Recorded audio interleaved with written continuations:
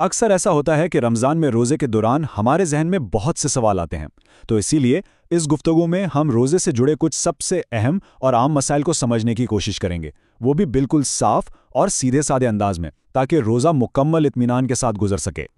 اچھا، تو ہم بات کو آگے کیسے بڑھائیں گے؟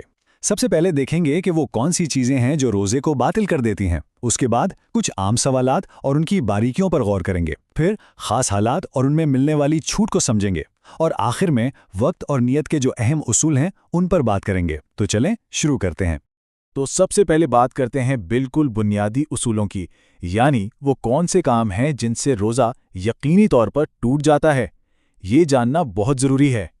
دیکھیں، یہ وہ کام ہیں جن کے بارے میں فقہی طور پر کوئی شک و شبہ نہیں ہے۔ مطلب بالکل واضح ہے کہ اگر کوئی جان بوجھ کر یہ کام کرے تو اس کا روزہ باقی نہیں رہتا۔ روزے کا اصل مقصد ہی پرہیز کرنا ہے، تو ظاہر ہے کچھ کام ایسے ہیں جو اگر جان بوجھ کر کیے جائیں تو روزہ ٹوٹ جاتا ہے، جیسے کہ فجر کی اذان تک جنابت کی حالت میں رہنا، اللہ تعالیٰ یا معصومین علیہم السلام سے کوئی جھوٹی بات منسوب کرنا، جان بوجھ کر قے کرنا، یا پھر دانتوں میں پھنسے کھانے کو نگل لینا۔ یہ وہ کام ہیں جو روزے کے مقصد کے ہی خلاف جاتے ہیں۔ اچھا، لیکن بات صرف روزہ ٹوٹنے تک ہی محدود نہیں ہے۔ یہاں ایک اور اہم نقطہ ہے۔ اگر کوئی جان بوجھ کر کسی حرام کام سے روزہ توڑے، مثال کے طور پر شراب نوشی سے، تو اس کا معاملہ اور بھی سنگین ہو جاتا ہے۔ اسے کہتے ہیں کفارہ جمعی، اور جمعی کا مطلب ہے کہ اس کی تلافی کے لیے صرف ایک نہیں بلکہ دو کام کرنے ہوں گے۔ اور یہ کفارہ اس عمل کی سنگینی کو بھی ظاہر کرتا ہے۔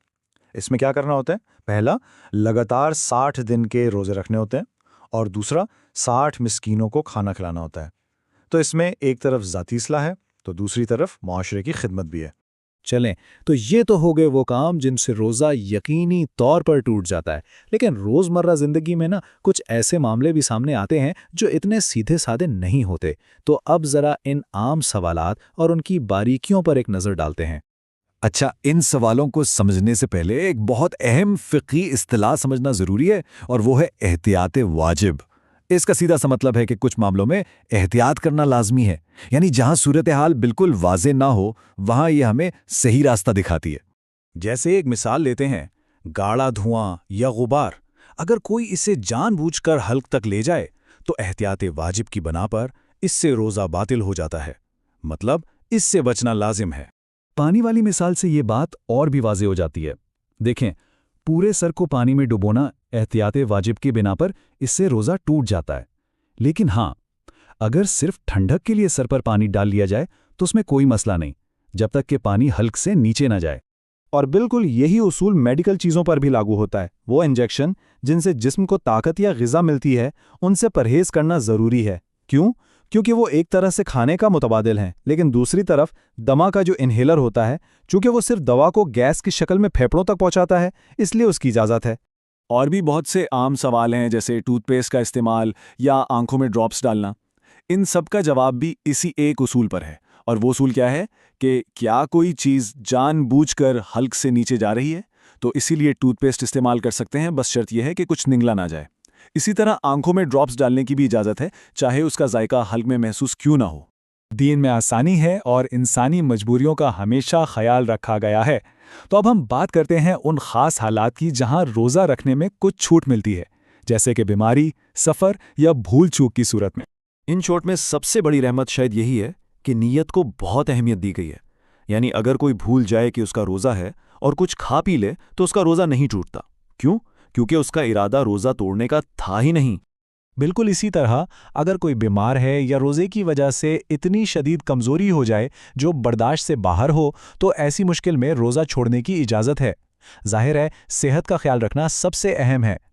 سفر کے لیے بھی کچھ خاص احکامات ہیں، جیسے اگر کوئی زوال یعنی دوپہر سے پہلے سفر شروع کرے تو اسے روزہ توڑنا ہوگا۔ اور ایک اور اہم مسئلہ، اگر کوئی غسل جنابت کرنا بھول جائے تو اس کے روزوں کا کیا بنے گا؟ ان دونوں صورتوں میں عام طور پر بعد میں ان روزوں کی قضا کرنی پڑتی ہے۔ اچھا، تو اب تک ہم نے یہ دیکھ لیا کہ کن چیزوں سے روزہ ٹوٹتا ہے اور کن حالات میں چھوٹ۔ اب چلتے ہیں آخری اور شاید سب سے بنیادی حصے کی طرف، یعنی روزے کی نیت اور اس کے صحیح اوقات۔ روزے کے پورے دن کا ایک ٹائم فریم ہوتا ہے۔ نیت کرنے کا آخری وقت فجر کی اذان سے پہلے ہے۔ سحری تب تک کی جا سکتی ہے جب تک یہ یقین نہ ہو جائے کہ فجر کا وقت شروع ہو گیا ہے۔ اور افطار کا شرعی وقت کب ہوتا ہے؟ وہ تب ہوتا ہے جب مشرق کی طرف کی سرخی آسمان پر سر کے اوپر سے گزر جائے۔ یہی وہ اوقات ہیں جو روزے کے پورے نظام کو قائم رکھتے ہیں۔